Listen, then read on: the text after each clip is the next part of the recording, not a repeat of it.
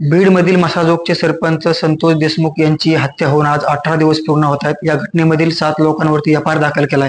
मात्र 4 आरोपींना पोलिसांनी गजाआड केले तर 3 आरोपी अद्यापपर्यंत फरार आहेत. मुख्य आरोपी सुदर्शन घुले, ज्याच्या कारपेमधून अपहरण झालं ते देखील फरार आहे. खंडणीमधील वाल्मिक कराड हे देखील फरार आहेत. मात्र याच्या आता संपूर्ण सर्वपक्षीय नेते मंडळींनी बीडमध्ये 28 तारखेला मूक मोर्चाचं आयोजन केलेलं आहे. त्याच सोबत माझ्यासोबत बोलण्यासाठी बीडचे आमदार संदीप क्षीरसागर आहेत. काय सांगाल? संपूर्ण पक्षीय सर्व जातीय धर्मातील लोक 28 तारखेला रस्त्यावर उतरत आहेत. आम्ही एक माणुसकीच्या नात्याने एक लोकप्रतिनिधी म्हणून आम्ही रस्त्यावरती उतरत आहोत आणि आज या परिस्थितीला आम्ही कोणत्याही पक्षाची नाही, कोणत्याही गटाची नाही, जिल्ह्यातले 6 आमदार जो काही प्रकार संतोष अण्णा देशमुखच्या कुटुंबावरती आणि त्यांच्यावरती तो झालाय, म्हणजे क्रूरपणाने जी काही त्यांची हत्या केली, सर्व हा काही एका जातीचा विषय नाही, हा सर्व समाजामध्ये ही वेळ कुणावरती सुद्धा येईल भविष्यामध्ये. जी काही पद्धतीचं गेल्या 2-3 वर्षापासून प्रशासन चालवलं जातं त्या पद्धतीने जर चालू राहिलं पण तरी परिस्थिती वाईट होईल. नक्कीच आज घटना घडून 18 दिवस पूर्ण होते. 4च आरोपी अटक आहेत. एवढं मोठं हिवाळी अधिवेशनामध्ये मुद्दे लावून धरले. तुम्ही असताल, आव्हाड साहेब असतील, सूर्यदेश असतील आणि बीडमध्ये सगळेच आमदार एक परळीचे आमदार सोडता. का अटक केली जात नाही? कुणाची ताकद याच्या पाठीमागे असेल? हे बघा, अधिवेशनामध्ये मी जसं म्हणलं की सर्व पक्षाच्या लोकांनी, म्हणजे आम्ही विरोधी बाकाच्या ह्याच्यावरती आणि सत्ताधारी पक्षांनी सुद्धा त्यांचं पण कौतुक केलं पाहिजे की त्यांचे बी आमदार, म्हणजे तिथं सुरेशदासांना असतील, प्रकाशदादा असतील, नमिताताई मुंदडा असतील, विजयसिंह पंडित असतील, भाजपचे अभिमन्यू पवार असतील, ह्यांनी सुद्धा जी काही घटना झाली ह्याच्यावरती मांडलं. सरकारने पण त्याचं उत्तर दिलं आणि कुठंतरी वस्तुस्थिती मांडली पाहिजे की मुख्यमंत्री साहेबांनी जे काही उत्तर मांडलं तिथं की त्याच्यावरती कठोर कारवाई होईल. अजित दादा त्याच्याबद्दल बोलले, एसपींची बदली झाली आणि या 2 दिवसामध्ये ऍक्शन त्यांनी केली.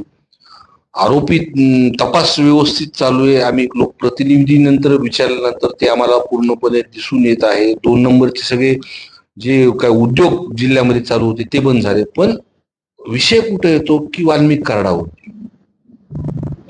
मग वाल्मिक कराड जे आहेत हे मास्टर माइंड म्हणून मी म्हणत नाही, तर तुम्ही जिल्ह्यातल्या कोणत्याही लोकांना जर विचारलं आणि ते सीडीआर जर तपासले तर त्याच्यामध्ये स्पष्ट दिसून येईल की या प्रकरणातला मास्टर माइंड हा वाल्मिक कराड आहे.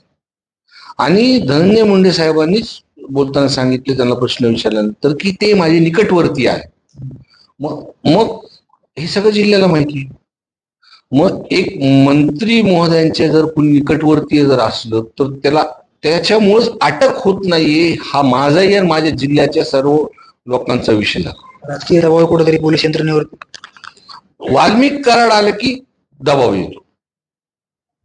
28 तारखेला मोर्चा. एखाद्या गुन्हेगाराला जर खरंच पकडायचं म्हणलं तर 24 तासात सरेंडर. आता अधिवेशन संपलं, सगळ्या आमदारांनी मांडलं, ह्याच्यामध्ये काही आमचं राजकीय कुणाला भांडवल ह्याच्यामध्ये काही करायचं नाही.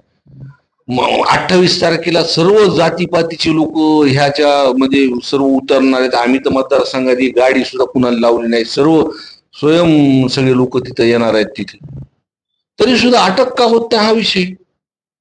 28 तारखेच्या मोर्चाला कोण कोण येणार आहेत? आपण बघू शकतो की पहिलाच मोर्चा आहे की सर्व पक्षीय मोर्चा निघतोय, सर्व जाती धर्मातील लोक एकत्र येतात. ह्या मोर्चासाठी आणखी जिल्हा बाहेरून कोण येणार? जिल्ह्यातली कोणती मंडळी येणार? बघा, या मोर्चासाठी हा तर जिल्ह्यातले सर्व, आम्ही जिल्हा पातळीवरती आम्ही सुद्धा ही भूमिका घेतली की प्रमुख या मोर्चाचे सर्वसामान्य लोक, या मोर्चामध्ये सुद्धा सर्वात मागे आम्ही चालणार आहे. आणि तुम्ही जे विचारलं कोण येणार आहेत कोण नाही, रोज ज्याला ही प्रकरण कळतंय, ह्या संदर्भातलं बोललंय, जे काही नावं पुढे येतात ती स्वतःहून पाठिंबा देतात आणि या मोर्चासाठी येतील. सूर्यदेश देखील म्हटले मी या मोर्चाला जाणार आहे. प्रकाश सोळंके असतील, विजयसिंह पंडित असतील, नमिता मुंदडा असतील, त्यांना काही तुमच्या मंडळीच्या वतीने काही निमंत्रण वगैरे काही देण्यात आलं का? मी सगळ्यांना बोललो आहे. उगा बीड मतदारसंघामध्ये जिल्ह्याचं ठिकाण असल्यामुळे जिल्हाधिकारी कार्यालयावरती आपण हा मोर्चा, म्हणजे डॉक्टर बाबासाहेब आंबेडकरांचं अभिवादन करून आम्ही तिथून निघून कलेक्टर ऑफिस पूर्ण. मी सर्व संघटना, सर्व जे पक्षाचे लोक ज्यांची भूमिका वेगळी आहे, माझ्यासोबत नाहीये, त्या लोकांना सुद्धा मी तिथे बोललेलो आहे. हे प्रकरण घडल्यापासून याच्यामध्ये धनंजय मुंडे असतील मंत्री जे की बीडचे आहेत आपले, त्यांना टार्गेट केलं जातं. तसे सूर्य धस देखील काल म्हटले की याच्या पाठीमागचा आका कोण आहे आणि जर या तपासामध्ये दिरंगा येत असेल तर धनंजय मुंडे यांना मंत्रिपद देऊ नये, त्यांचं मंत्रिपद काढून घेण्यात यावे. त्याचबरोबर जे की नाना पटोले असतील, विजय वडेट्टीवार असतील यांनी देखील मागणी केली. तुमची मागणी काय असणार आहे? बघा, माझी मागणी ह्या संदर्भातली स्पष्ट आहे आणि पहिल्यापासून राजकारण आणायचं नाही या भूमिकेत होतो. पण ह्या 2 दिवसापासून जे लोकांमध्ये जातोय, सरकारकडून ऍक्शन झाली का? तर झाली, हे कबूल केलं नाही. सरकारकडून ऍक्शन झाली, एसपी बदलले, 2 नंबरचे धंदे बंद झाले, तुमचे जे काही जे सुपारीवाले गुन्हेगार आहेत ते अटक झाले, त्यांच्यावर कारवाई करतात. पण वाल्मिक कराडावरती सुद्धा अटक नाही येऊन. विषय असा आहे ना, मग राजकीय कोणाच तरी हात असल्याशिवाय त्याला अटक होत नाहीये का? पण एवढे सगळे विषय झाल्यानंतर हा विषय लोकांच्या मनात आहे की हे गुन्हेगार तर आहेत, पण ह्यांचा मास्टर माइंड आहे, तो खरा अटक झाला पाहिजे, ही केस अंडर ट्रायल चालली पाहिजे आणि त्याला शिक्षा झाली पाहिजे, ही आमच्या जिल्ह्याची मागणी. माझा प्रश्न असा आहे की बाकीच्या मंडळींनी धनंजय मुंडे यांच्या मंत्रिपदासंदर्भात वक्तव्य केलेलं आहे की त्यांनी ह्या घटनेचा तपास लागेपर्यंत मंत्रिपदापासून बाजूला राहिलं पाहिजे. हे बघा, ही मागणी तर आता ह्या 2 दिवसापासून मी लोकात फिरताना ही सर्वसामान्य लोकांची मागणी आणि माझी सुद्धा मागणी की त्यांनी नैतिकता दाखवली पाहिजे. आणि तुम्ही म्हणतात ना फास्ट ट्रॅक वरती 3-4 महिने फास्ट ट्रॅक वरती काय, एक ही प्रकरण ज्या पद्धतीने घडलंय तर फास्ट ट्रॅक वरती आलं पाहिजे ते, आणि तुम्ही राजीनामा दिला पाहिजे. आणि परत तुम्ही म्हणतात नाहीये ना, 3-4 महिने परत तुम्ही शपथविधी घ्या. या बीड जिल्ह्याचा कायदा व सुव्यवस्थेचा प्रश्न निर्माण झाला. बीडचं बिहार झालं की असं म्हटलं की काहींना राग पण येतोय. मात्र जे की तत्कालीन जिल्हा अधिकारी आहे सदानंद कोचे यांनी देखील आपल्या पुस्तकामध्ये काही मांडणी केलेली आहे. दिवसाढवळ्या पिस्तूल उडवल्या जातात, गोळ्या हवेत मारल्या जातात. ह्या घटना थांबल्या पाहिजेत आणि घटना रोखण्यासाठी कोण आड येत आहे आणि कशामुळे घडतायत? हे बघा, ते पुस्तक काही मी वाचलं नाही, आणि पण मी ज्या पद्धतीने मी राजकारण करतोय, मी वारंवार हा सांगतोय, हा पुरोगामी विचाराचा जिल्हा आहे, पवार साहेबांना मानणार. आणि तुम्ही जातीपातीचं म्हणतात, गुंडगिरी करता म्हणतात, ह्या सगळ्या गोष्टी म्हणतात, मग तुम्ही दुसऱ्यांदा निवडूनच यायला पाहिजे. बरोबर आहे. आणि जे काही प्रकार होते उलट प्रशासन कडक आल्यामुळे आज ज्या पद्धतीने 2 दिवसामध्ये नवीन एसपी साहेबांनी चार्ज घेतल्यानंतर जो 2 नंबरचे आज जिल्हा समाधानी. पण जे प्रशासन तोडमोड कर, 2 विषय, एक तर खरा गुन्हा झाल्यानंतर मग आंदोलन करावं लागतं, सगळं 12 भानगड्या करावं लागतात, त्याच्यानंतर त्याच्यावरती गुन्हे दाखल होतात. दुसरीकडं काही नसताना ते बांगर, रामकृष्ण बांगर कुटुंब, त्यांच्याकडून त्यांना काय पाहिजे हे मला कळत नाही. एका कुटुंबावरती ठीक आहे, मुलगा खोडसर असेल काय असेल, त्या मुलांनी तर माझ्यावरती स्टेटमेंट इलेक्शन वरती केलं होतं, पण मी इलेक्शन झाला, विषय संपला.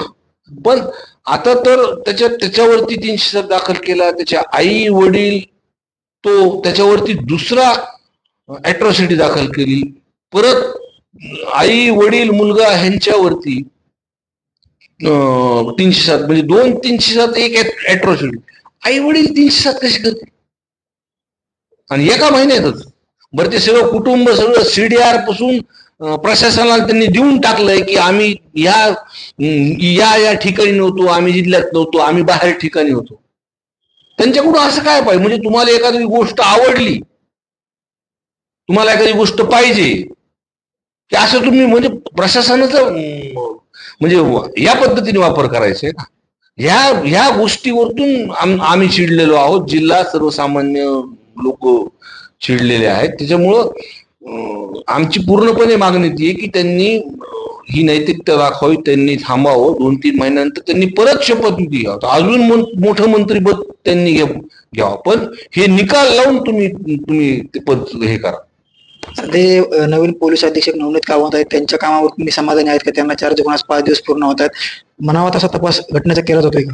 नाही, आम्ही समाधानी आहेत, विषयावरती तपास त्यांचा चालू आहे, 2 नंबरचे धंदे बंद झालेत. पण वाल्मिक कराडवरती तो का अटक होत नाही ही आमचा विषय.